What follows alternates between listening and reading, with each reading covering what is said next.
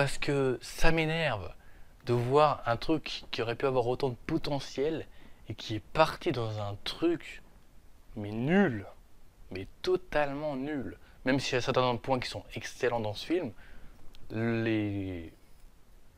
j'ai envie de dire les 8 dixièmes pratiquement, parce que c'est vraiment ça. C'est vraiment plus des trois quarts du film qui sont pas terribles du tout. Donc, numéro un de ce flop des films d'horreur de 2015, c'est malheureusement, très dommage. The Human Centipede 3, Final Seconds, réalisé par Tom 6. Je sais plus la date de sortie, je crois même pas qu'il y en a une en France déjà, parce qu'en Amérique il y en a sûrement une. En France, je ne sais pas, je vous la mets en bas de l'écran si j'en trouve une. J'appellerais ça être raisonnable. Alors pourquoi n'ai-je pas mis Les Tourmentés 6 en numéro 1 plutôt que celui-là en numéro 2? Parce que tout simplement, il y a une raison très simple, c'est que Détour mortel en général n'est pas une saga que j'affectionne particulièrement. Voilà, donc le sixième m'a déçu, mais ça n'a pas été une grande déception parce qu'à la base, je suis pas fan du concept de la saga Détour mortel. Donc du coup, ma grosse déception de cette année, c'était vraiment The Human Centipede 3 Final Sequence de Tom 6, parce que je m'attendais à un truc gigantesque au niveau extrême, gore, trash, malsain, dérangeant, enfin tous les mots que vous voulez en rapport voilà, dans le champ lexical. Mais malheureusement, je n'ai pas eu ce que je voulais du tout. J'ai eu que, on va dire, 2 dixièmes de ce que je voulais. Et c'est vraiment très peu. Je m'explique. Alors dans ma critique, que je vous invite à aller voir juste ici en cliquant sur la fiche, si c'est pas déjà fait, qui a eu pas mal de vues d'ailleurs, je vous en remercie infiniment, j'ai pas l'habitude d'avoir autant de vues sur une vidéo critique. Bref, en tout cas, j'avais pas l'air d'être aussi déçu que ça dans ma vidéo critique de ce film, mais la déception était quand même au rendez-vous parce que bon, de toute façon, j'ai dit que j'étais assez déçu, mais à ce point, je pense que certains d'entre vous l'ont pas forcément remarqué. Je m'explique. J'ai tout dit dans la critique, mais je vous le redis voilà, assez rapidement dans cette vidéo, c'est que déjà la vulgarité est beaucoup trop présente dans ce film. Je ne comprends pas pourquoi Tom 6 a créé un personnage, Bill Boss donc, qui crie tout le long du film, déjà qui crie donc c'est insupportable, et qui fait de ces combos d'insultes, mais innombrables. Je veux dire, même, je sais pas si c'est en général dans Full Metal Jacket, pour ceux qui l'ont vu, il y a eu des combos d'insultes énormes, mais dans ce film, The Human Centipede 3 Final Sequence, il y a des combos d'insultes, mais phénoménales. C'est un truc de malade, j'ai jamais vu autant de vulgarité dans un film d'horreur, je crois, hein. Réellement. Et pourtant, j'en ai vu des films vulgaires. Mais voilà, dans un film d'horreur, je parle, hein, pas forcément un autre film. Mais voilà, il y a eu de l'insulte, de la vulgarité, mais totalement inutile. Oui, c'est bien d'insulter dans un film d'horreur, c'est bien la vulgarité. Voilà, comme le sexe par exemple dans Les Tourmentés 6. Mais ça, c'est pareil. Il y en a trop. Et c'est complètement inutile. Et c'est même pas que la vulgarité, c'est que on nous promet un mille pattes humains 500 personnes. On l'a, ok. Mais moi, je m'attendais pas à la voir aux 10, enfin 5, 10 dernières minutes du film. Il vous a fallu autant de temps, putain. C'est ridicule d'appeler un film alors qu'on le voit, enfin d'appeler un film par ce titre alors qu'on le voit que 5-10 minutes à la fin. Et le plus dommage, c'est pas qu'on le voit que à la fin, du moins vraiment vers la fin dans les quelques dernières minutes de film. Bon, j'abuse un peu. Mais pour vous dire, le plus triste, c'est que à la base, on a le premier qui était très trash, le deuxième, enfin le premier c'était un Disney comparé au deuxième, hein, très clairement. Je sais plus où j'ai entendu ça, c'est peut-être Tom 6 qui l'a dit, j'en sais rien. Le deuxième était 10 fois pire. Il était en noir et blanc, c'est pour vous dire le niveau du film. On voyait tout, mais vraiment, mais bon, tout. La plupart, il a même été censuré parce que les scènes, voilà, on les a pas forcément vues, mais voilà. En tout cas, ce troisième film, on voit pratiquement personne se faire relier entre elles, sauf deux. Bouche à Nuss, deux personnes, on les voit se faire relier. Enfin, à mes souvenirs, hein, parce que ça fait longtemps que j'ai plus vu le film, mais on voit que deux personnes se faire relier bouche à Nuss avec de la ficelle. Et c'est tout. Voilà, le reste, rien. Voilà, on voit que deux personnes se faire relier, alors qu'il y a quand même 500 personnes qui se font relier. Alors on aurait pu avoir plusieurs idées, comme si ça, je sais pas, moi les faire relier par plein de trucs différents, bien dégueulasses évidemment, comme on les aime. Voilà, on est tout psychopathe dans nos têtes. Hein. Voilà, mais voilà pour vous dire, on aurait aimé avoir beaucoup plus, et on n'a pas eu grand chose de ce côté-là. Et c'est dommage. Enfin voilà. Puis pareil, Un petit peu déçu, bon ça tome 6, hein, voilà, l'a voulu, comme ça, mais bon. Ça aurait été mieux que tome 6, qui a fait une apparition dans le film, reste plus longtemps. Parce que je veux pas dire, mais même Stan Lee dans un Marvel, il reste plus longtemps, hein. Non, j'abuse un peu, mais c'est pour vous donner l'idée, quoi, hein. Bref, malheureusement, c'est très triste à dire, mais c'est comme ça. Pour mon avis personnel, The Human Centipede 3, Final Sequence de tome 6, et pour moi, le numéro 1 du flop des films d'horreur de 2015. Donc voilà, après vous avoir présenté maintenant les pires films d'horreur de l'année 2015 pour moi, passons maintenant à mes films préférés, soit mon top 10 des films d'horreur de 2015. Il y en a certains qui vont être déçus, ça je le sais, je vous le répète, c'est chacun ses goûts, chacun son avis, et dans cette vidéo, c'est le mien. Sans plus attendre, commençons tout de suite avec le numéro 10, Poltergeist 3D, de Gilles Quenant, sorti le 24 juin, dure environ 1h34, donc assez classique pour un film d'horreur. Donc, originaire du premier film de Tobe Hooper, sorti en 1980 quelque chose, je ne sais plus du tout la date, vous m'excuserez, il y a marqué là. Donc, le remake, alors, il y en a beaucoup qui vont dire que c'était une grosse déception. Pour moi, j'ai bien aimé le film. Bon, sans plus, hein, parce que très clairement, je vous le dis clairement, moi qui ne suis pas très ancien film d'horreur, il est clair que le remake est moins bon que l'original de Tobe Hooper. Voilà, ça c'est fait. Le remake est beaucoup moins bon. Mais j'ai beaucoup aimé ce film. Donc j'ai failli en faire une critique, mais je me suis rendu compte que j'avais pas beaucoup d'avis à faire dessus. Alors ce qui m'énerve le plus, bon ça après c'est pas dans le film lui-même, je voulais vraiment le dire ce truc, parce que ça m'énerve. Cette jaquette. DVD et Blu-ray. Alors, pour ceux qui ont vu le film, vous le savez. Pour ceux qui n'ont pas vu le film, bon déjà j'ai marqué spoil dans le titre, donc pourquoi vous êtes là. Pour spoiler, dans le film, on ne voit que 10 secondes le fameux clown de la jaquette. Alors vous m'expliquez pourquoi un truc qui dure 10 secondes dans le film se retrouve sur la jaquette d'un film qui dure 1h30. Voilà. On compare 10 secondes à 1h30, voilà. Il y a pas mal de marge, hein. Je pense que ça aurait été préférable de mettre cette affiche plutôt. Voilà, ça aurait été déjà beaucoup mieux, hein. Même si j'avoue, le clown est très classe et fait bien flipper. Voilà. Mais non. Déjà que le film n'a pas eu grand succès, donc on va pas abaisser le truc encore plus en mettant un truc qui n'apparaît que 10 secondes dans le film. C'est totalement ridicule. Enfin voilà, je sais pas, réfléchissez. Bref, passons maintenant au film en lui-même. Je me suis assez énervé sur cette jaquette. Donc le film en lui-même, donc évidemment c'est toujours la même chose, hein, une famille qui débarque dans une maison, il y a des poltergeists, etc. C'est en plus moderne évidemment, ce que j'aime le plus, hein, parce que la modernité, moi j'aime beaucoup ça dans les films d'horreur. Alors certes, il y a des personnages qui sont chiants, etc. Moi ça me dérange pas plus que ça, hein. Tant que le film me plaît, que les personnages sont plutôt moins plaisants, parce que j'avoue que le mec qui vient chez eux, enfin je sais plus comment appeler ça, un chasseur de fantômes, ça sur les bords il est un peu chiant. Personnellement ça m'a pas plus dérangé que ça, je me suis rendu compte que certains personnages étaient chiants. Mais moi personnellement j'ai bien aimé. Voilà, je sais qu'il y a des personnages chiants, mais moi ça me déplaît pas. Voilà, tant que les personnages me font pas chier durant tout le film, moi je m'en fous. Il y a un truc que j'ai beaucoup aimé dans ce film au niveau de la mise en scène, c'est vous savez les lampes comme ça, où il y a un chapeau comme ça, où il y a un trou au-dessus.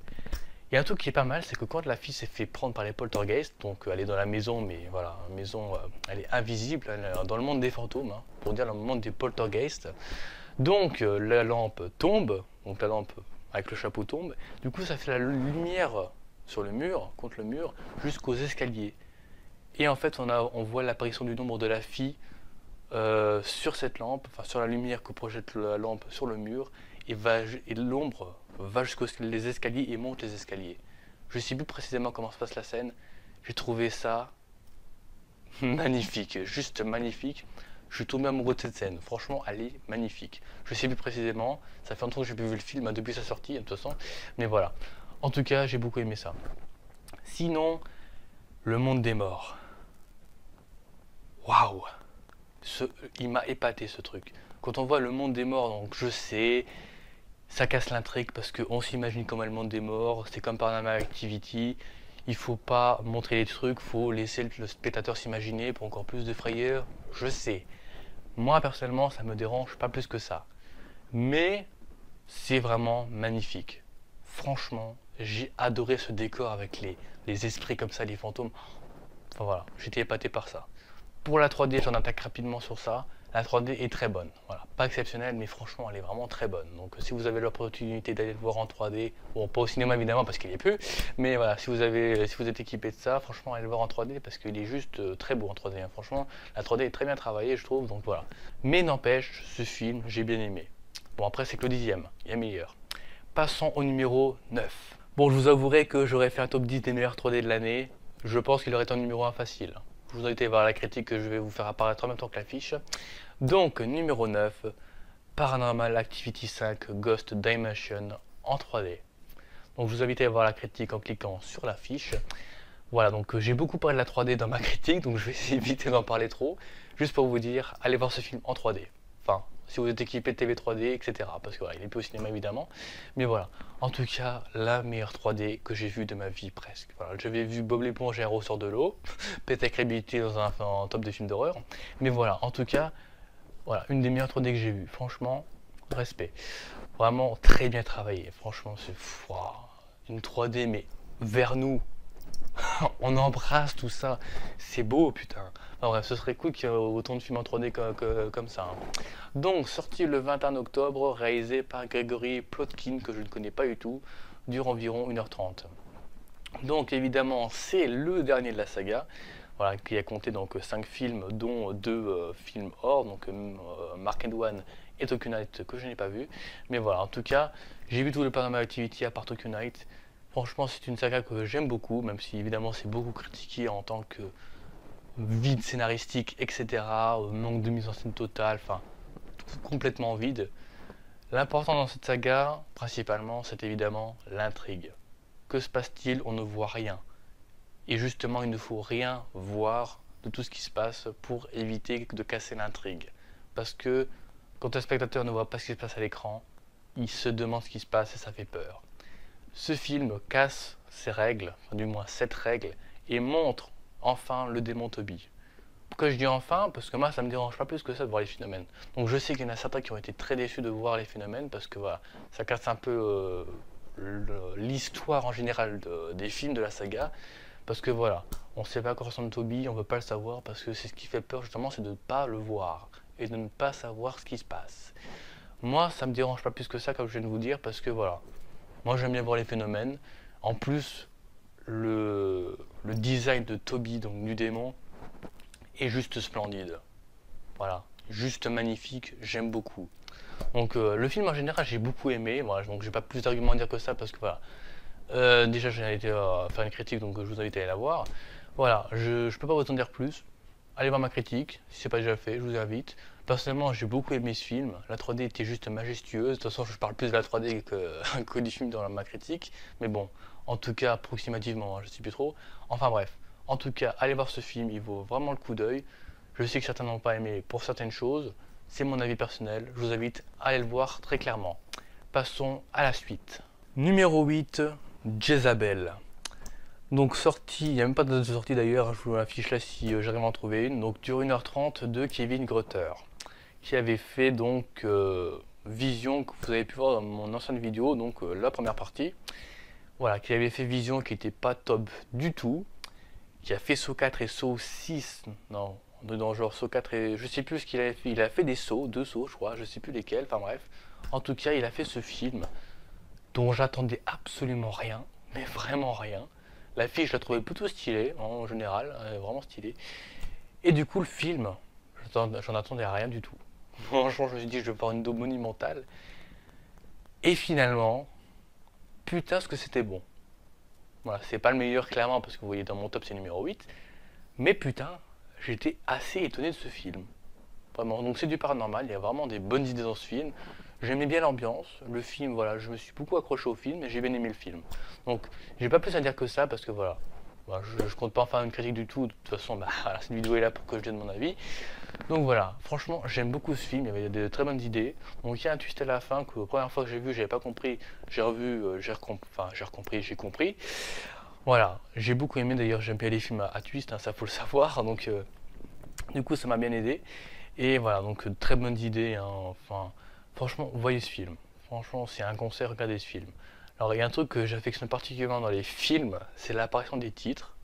Parce que après celle d'Insidious qui était magnifique, L'apparition de ce titre est juste horrible. Franchement, la musique, enfin la voix qui s'en dégage, pour ceux qui ont vu le film vous comprendrez, l'apparition du titre m'a surpris. Elle est juste horrible. Voilà, elle est vraiment horrible. Très clairement, j'ai dû la revoir pour me dire putain, c'est vraiment ce que j'ai vu, c'est horrible ce que je viens de voir. Enfin voilà, c'est surtout auditivement que c'est horrible. Enfin bref, l'apparition du titre est juste magnifique. Donc c'est vraiment la deuxième que j'affectionne particulièrement après celle d'Insidious qui était juste magnifique, somptueuse, tout ce qu'on veut. En tout cas pour moi, évidemment. Voilà, donc je vous conseille de voir ce film qui est vraiment très clairement très bon. Ah, donc ça fait longtemps que j'ai plus vu ce film, c'est pour vous dire hein, à quel point je sais plus l'histoire. En tout cas, je sais que c'est une fille qui a embarqué, enfin qui a débarqué dans une maison où il y a, je sais plus s'il y a juste son père, etc. Enfin bref, sa mère n'est plus de ce monde et en fait, elle va avoir des cassettes avec sa mère et qui va lui révéler certains trucs à propos de son passé, etc.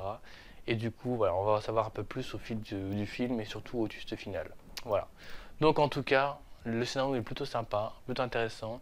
Il y a vraiment de très bonnes idées dans ce film. Hein, vraiment, rien que je vous cite juste un truc. C'est en fait, elle est tombée par terre, enfin l'actrice principale est tombée par terre, je crois. Il y a des escaliers en face d'elle et on entend les bruits des pattes dans les escaliers qui viennent de plus en plus fort et de plus en plus vers elle. Ça fait tac tac tac tac tac de plus en plus fort, ça descend les escaliers, après ça vient vers elle, etc. Enfin bref, ça m'a fait flipper. Mais c'était vraiment très bien foutu et j'aime beaucoup ça. Enfin voilà. En tout cas, Jezabel, numéro 8 dans ce top des films d'horreur de 2015. Passons à la suite. Numéro 7, Projet 666, traduit aussi par Backmask ou un autre titre, je ne sais plus lequel, je crois qu'il a eu 3 titres différents ce film. En tout cas, voilà. Donc le Projet 666, mon frère, avant que je le vois, m'a dit c'est pas terrible, mais putain, ce que j'ai pris mon pied devant ce film. Ah la vache. Il y a un truc que j'aime beaucoup dans ce film, c'est que c'est un mélange entre gore, paranormal, possession et humour. Mais humour vraiment très bien utilisé, très peu d'humour, mais qui marche tellement bien. C'est quelques répliques, mais qui fonctionnent mais tellement bien. Et le pire, c'est que ça se prend vraiment pas au sérieux, parce que il y a un moment, il y a même un mec qui a dit, ça fait tellement cliché ce qui vient de se passer. Pour vous dire à quel point le film se prend vraiment pas au sérieux, et vraiment, c'est épatant ce film. Enfin, il y a vraiment ça que j'ai aimé, c'est vraiment qu'il y a un mélange gore, paranormal et humour. Et ça, c'est plutôt cool. Donc voilà.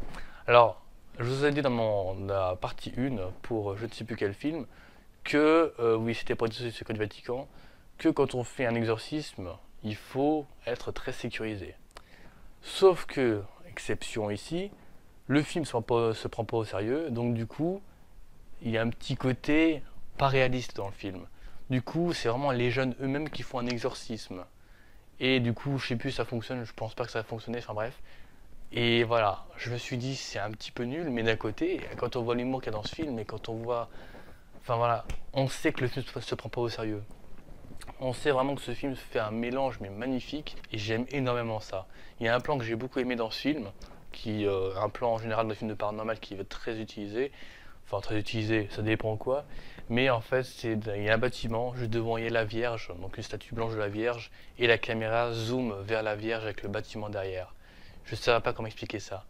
Mais voilà, en tout cas, ce plan est majestueux. C'est vraiment pour dire le diable est ici. Et le meilleur dans tout ça, c'est qu'il y a un twist. Et bien amené, putain. Voilà, j'ai vu des twists pas très bien amenés, mais putain, ce twist, on s'y attend pas. Waouh, en plus, il est bien, enfin, il est bien apporté, je trouve. Voilà, le moment où on sait la chose, bah, c'est bien apporté. Voilà, c'est vraiment un twist, un truc qu'on s'attend mais pas du tout. Donc voilà, franchement, excellentissime. Les acteurs et actrices, voilà, j'ai pas trouvé de défaut à ce film pour l'instant. Ce film se prend pas forcément au sérieux pour certains trucs, même si c'est très cliché dans l'ensemble. Voilà, mélange gore, paranormal et humour, franchement, je vous recommande très fortement ce film. Projet 666, réalisé par donc Marcus Nispel, que j'avais pas précisé. J'ai pas de date de sortie à vous montrer, donc je vous la mets là si j'en trouve une. Qui dure 1h35, 1h35 de pur plaisir, personnellement, que je vous invite à vivre vous aussi. Voilà. Passons à la suite. Numéro 6, La Dame en Noir 2, L'Ange de la Mort.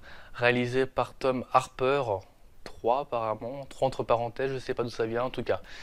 Sorti le 14 janvier 2015, dure environ 1h40. Donc la suite évidemment du premier qui était avec Daniel Radcliffe. Le premier étant réalisé par James Watkins, celui qui a fait donc ce film, donc le premier Eden Lake, dédicace à Nicolas Duvaux pour ce réalisateur qui a fait son film préféré Eden Lake. Voilà. Maintenant, ce n'est pas le même réalisateur, mais est-ce pareil, pire ou meilleur? Eh ben, c'est kiff kiff. Il n'y a pas de pire, il n'y a pas de meilleur, mais c'est vraiment excellent. Voilà, c'est pas super transcendant, mais c'est excellent. J'ai beaucoup aimé. C'est vraiment, mais voilà, le un, le 2. Voilà, mais vraiment, même lignée. Et ça m'a épaté. C'est vraiment un genre de film qui te fait vraiment flipper, mais vraiment. Donc le premier m'avait vraiment fait flipper parce que déjà, bon, c'est du paranormal, donc forcément ça m'a beaucoup plu. Et puis il y avait des idées super dans le premier. Dans ce deuxième, bah, les idées sont tout aussi super. Bon, même c'est des trucs qui font aussi cliché, mais j'ai eu de ces tensions devant ce film. Surtout au moment où le personnage principal, donc la femme, était dans la chambre, qu'il n'y avait personne, et qu'elle regardait sous le lit. Je sais plus, je crois que c'est vers la fin, mais la tension de ouf que je me suis récolté avec cette scène. Tu t'attends à ce qu'il y ait quelque chose qui te frappe à la gueule. Comme tout jumpscare évidemment. L'intrigue est vachement bien, enfin, la tension est tellement bien mise. Et puis c'est à l'image de fin qu'on se rend compte que c'est un putain de film d'horreur. De paranormal évidemment. Parce que la fin avec la vitre du cadran qui se brise, oui je spoil, tout est marqué dans le titre, c'est là qu'on se rend compte encore une fois que c'est un putain de bon film d'horreur qui arrive à nous faire peur. Et c'est juste super. Donc voilà, pas plus de trucs à dire, allez voir ce film qui vaut vachement le coup parce que voilà, j'ai vraiment pris mon pied devant ce film et c'est pas pour rien que j'ai pris le coffret du ou La Dame en Noir 1 et 2 derrière moi parce que c'est des films que j'adore, juste que j'adore. Et j'ai aucune préférence entre le 1 et le 2. Ils sont tous les deux excellents. L'histoire est pas la même, les acteurs et actrices sont pas les mêmes, mais il y a toujours cette Dame en Noir qui fait flipper et l'histoire est très sympathique et c'est très bon. Voilà, je peux pas argumenter plus que ça. De toute façon, j'ai pas plus à dire que ça. Allez voir ce film, il vaut le coup, tout simplement. Bref, passons à la suite. Numéro 5, The Green Inferno. Je suis très étonné. Donc, le retour d'Eli Roth, qui avait fait, il me semble, la trilogie Hostel, si je me trompe pas, qui est sorti donc ce 16 octobre 2015 directement en DVD et qui est juste excellent. Enfin, j'ai vraiment eu peur avant de voir ce film, que ce soit une copie conforme de Cannibal Holocaust ou d'autres films de cannibalisme que j'ai déjà vu. Je n'ai pas vu des tonnes, je crois en avoir vu 2 ou 3 maximum, dont celui-là, enfin plus celui-là. Et franchement, je suis épaté. Parce que déjà, il y a un scénario.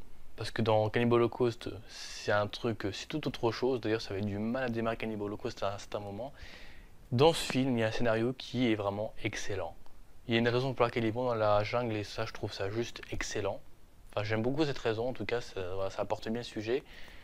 Et puis même, putain, ce film a des scènes mais qui m'ont mis tellement mal à l'aise.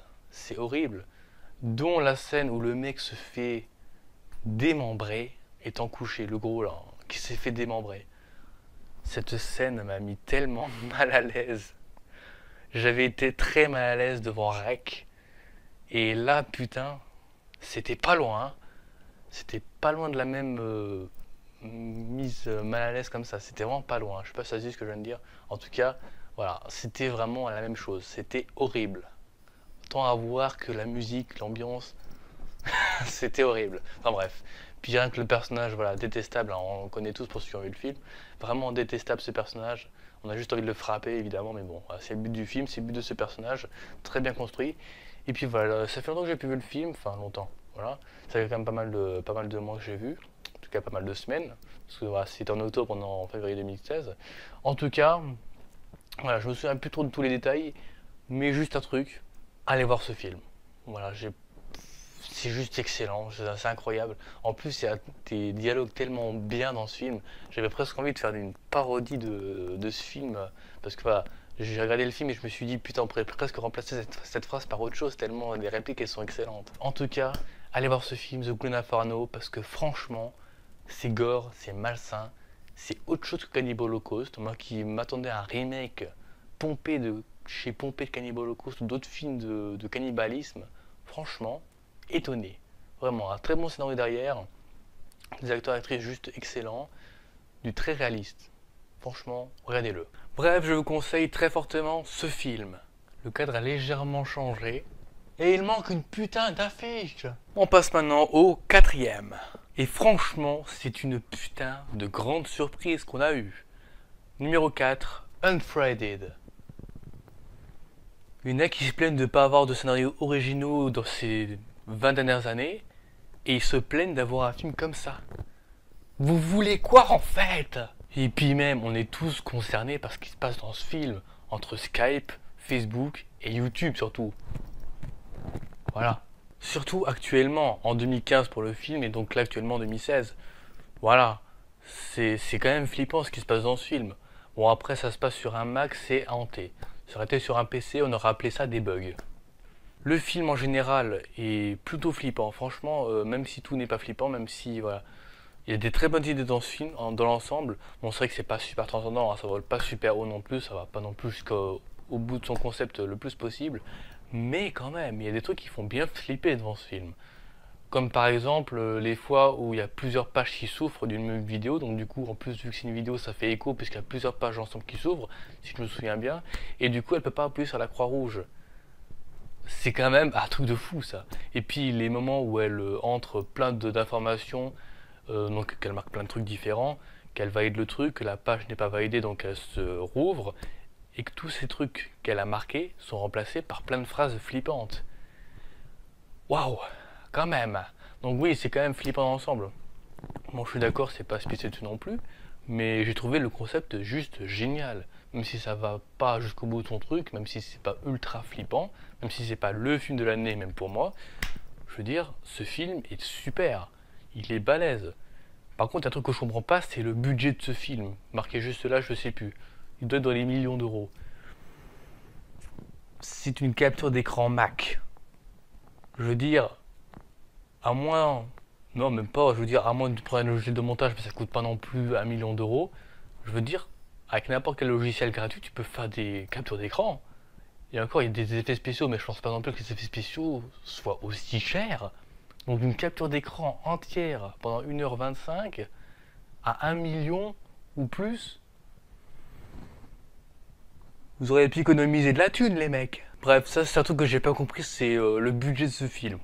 C'est une capture d'écran Mac. Bon, peut-être que c'est parce que c'est Mac, et encore, le logo Apple, il me semble que ça a été viré du truc. Enfin, les bords ont été rognés de la capture d'écran pour éviter le logo Apple en haut de l'écran.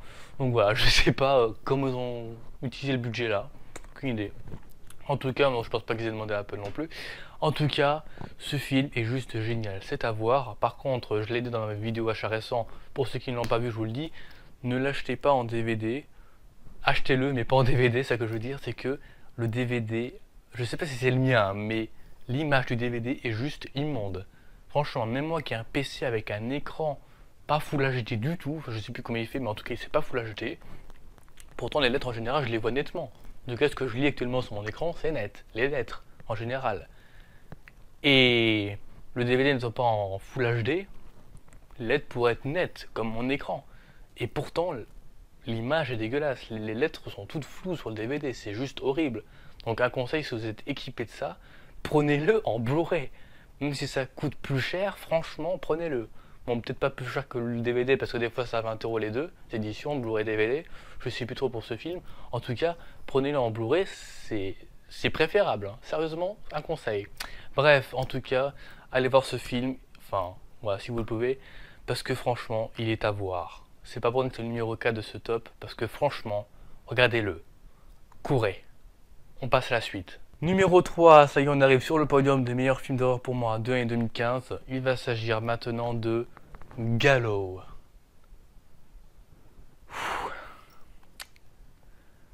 Quand je suis arrivé à la fin du film, quand j'étais le voir au cinéma, j'en pouvais plus. Je n'arrêtais pas de stresser toutes les 5 secondes. Ce film te met dans une tension mais horrible. Bon, c'est peut-être pas le cas de tout le monde, hein, voilà, ça je peux comprendre. Mais bordel, j'en pouvais plus à la fin. J'étais accroché à mon siège. à la fin, je me suis dit, enfin c'est fini, j'en peux plus. C'est horrible. Enfin, ce film m'a mis dans une tension juste horrible. C'est le genre de film où ils avancent, donc c'est du found footage à certains moments, je sais plus. Oui, il me semble que c'est found footage un peu, parce que found footage et caméra fixe, enfin, ou caméra normale quoi. Enfin bref, vous avez compris, j'espère. En tout cas, il y a des fois où la caméra s'avance dans le noir, on sait pas ce qui va nous arriver à la gueule. Et ça, je trouve ça horrible. En plus, c'est calme, c'est... Oh la vache, c'est horrible. Ça te met dans une tension, mais de plus en plus forte. C'est horrible. Et puis, la scène dans la bande-annonce, en l'affiche, je vous le dis clairement, la scène là, où elle est en position fétale et il y a Charlie qui arrive derrière, parce qu'il s'appelle Charlie le mec. Quand il arrive derrière, quand il passe progressivement du noir à visible à l'écran, je pourrais dire vraiment, mais c'était vraiment très sérieux ce que je vous dis. Cette scène en noir et en rouge, d'ailleurs la scène en noir et en rouge, pourquoi ça j'en sais rien par contre, pourrait devenir une scène culte du cinéma d'horreur. Très clairement. Cette scène m'a mis dans une tension juste horrible. Et j'ai vu la bande-annonce avant de voir, hein, parce qu'au cinéma, avant de regarder certains films, avant que le film sorte, on peut voir la bande-annonce, surtout quand on va voir un film d'horreur. Mais voilà, j'ai vu la bande-annonce au cinéma avant, et franchement, cette bande-annonce me mettait dans une tension. Tu t'accroches au siège, tu sais qu'il va se passer quelque chose, tu sais qu'il va y avoir un jumpscare. Et c'est ce qui se passe. Oui, je spoil, de toute façon, il y a marqué dans le titre hein, que je spoil de toute façon. Putain, c'est stressant comme scène. Merde, c'est horrible. Enfin, en tout cas, moi j'ai bien stressé devant ce film. Dans la scène là, mais vraiment dans le film en général. Le film est super original parce que l'histoire en elle-même est vachement originale. Hein, parce que l'origine d'un mec qui s'est fait vraiment tuer, pendu, en interprétant une pièce de théâtre, c'est quand même pas rien quand même. Et puis voilà, donc du coup, le fait de rendre un hommage et de vouloir refaire la scène, bon, à la fin, il y a un twist, si je me souviens bien, c'est pas mal du tout. Et puis la fin, la scène finale, elle est tellement intelligente.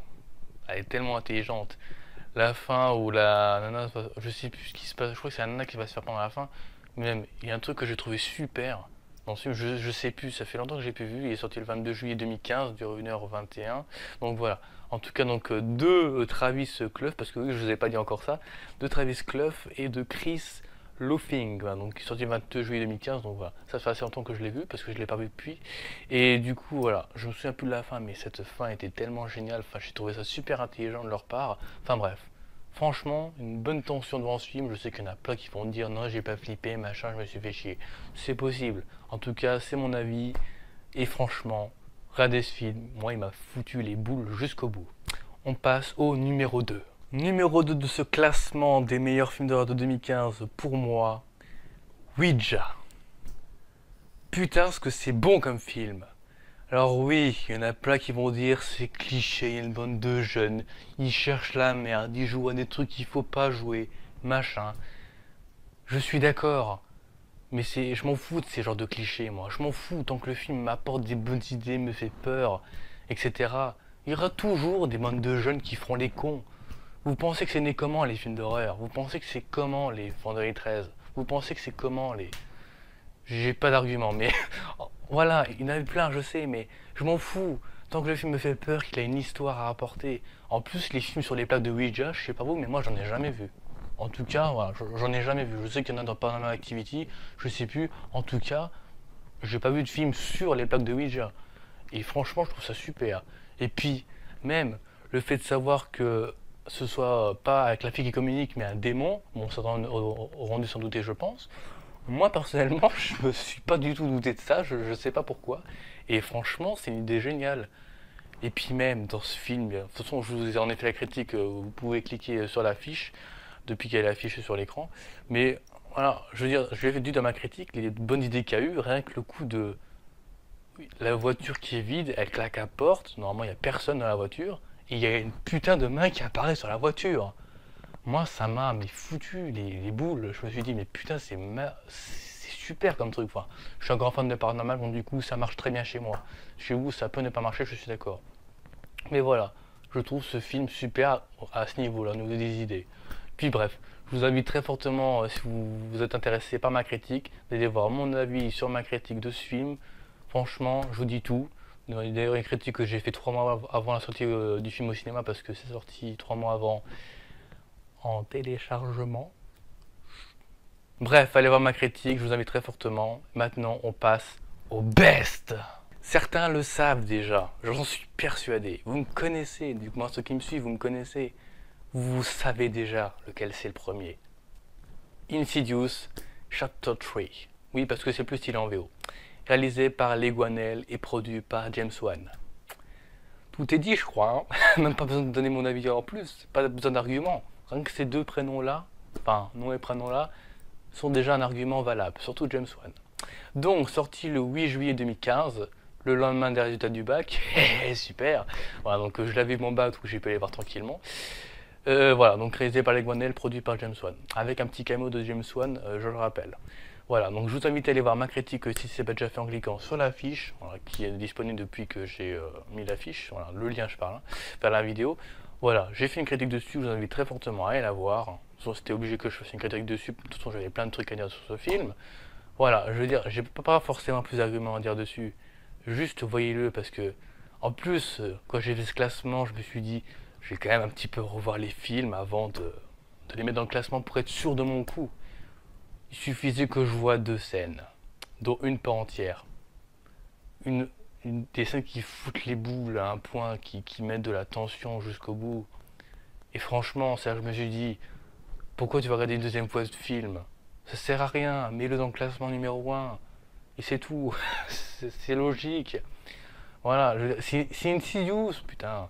Bon, oui, c'est un spin-off, c'est pas la suite du 2. Mais voilà, en tout cas, Les Guanel a fait un putain de bon boulot. Hein. Bon, voilà, c'est pas le meilleur film du monde au niveau de film d'horreur. Pour moi, c'est le numéro 1 de cette année 2015 et c'est déjà pas mal. Franchement. Non, j'ai pas vu de meilleur film que ça, je suis désolé, j'ai vraiment flippé devant ce film. Voilà, je vous ai dit, Gallo, j'ai vraiment eu de l'attention jusqu'au bout. Dans celui-là, pas forcément, mais putain, j'adore ce film. J'adore Insidious. Et puis voilà, je peux rien dire de plus. Insidious, j'en suis fan. Mais rien que le titre, j'adore. Insidious, quoi. Super. Voilà, j'ai pas d'autres trucs à dire. Vous irez voir ma critique pour plus d'informations. Sur mon avis, en tout cas, numéro 1 de ce top des meilleurs films d'horreur de 2015, Insidious, chapitre 3, réalisé par Les Guanel et produit par James Wan. Donc voilà, c'est la fin de ces deux vidéos sur mes flops et mes tops des films d'horreur de 2015. J'espère en tout cas très sincèrement que mes avis, mes opinions cinématographiques sur les films d'horreur de cette année 2015 vous auront plu. En tout cas, j'espère que ne vous avoir pas trop déçu pour certains films qui seront soit dans le flop, soit dans le top. Après tout, c'est mon avis, c'est mes opinions.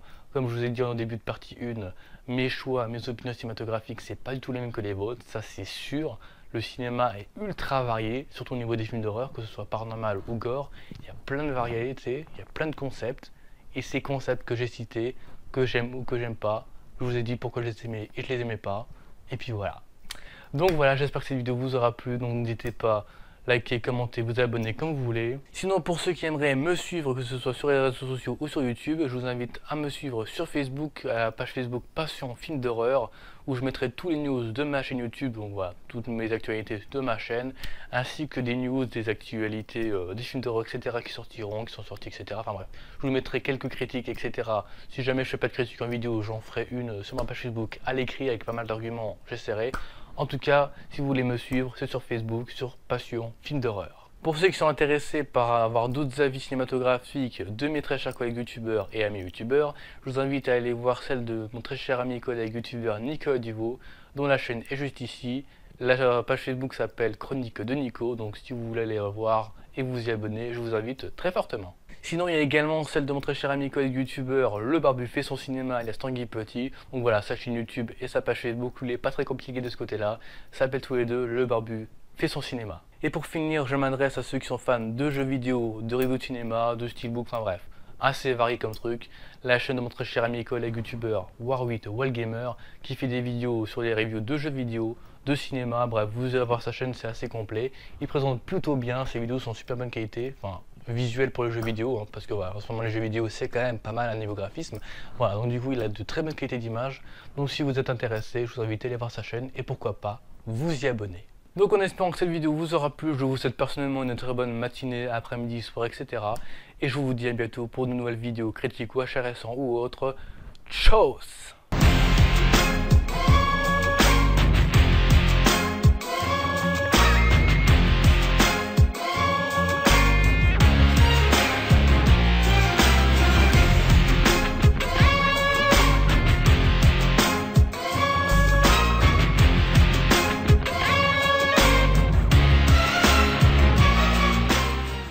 moi, pour ceux qui seraient intéressés par mon avis, j'ai vu ce film qui est clairement assez pourri, surtout au niveau humoristique. Les costumes, on dirait des putains de cosplays d'Aladin. Mais il y a pire. Clairement pire. Kev Adams. Le cinéma français.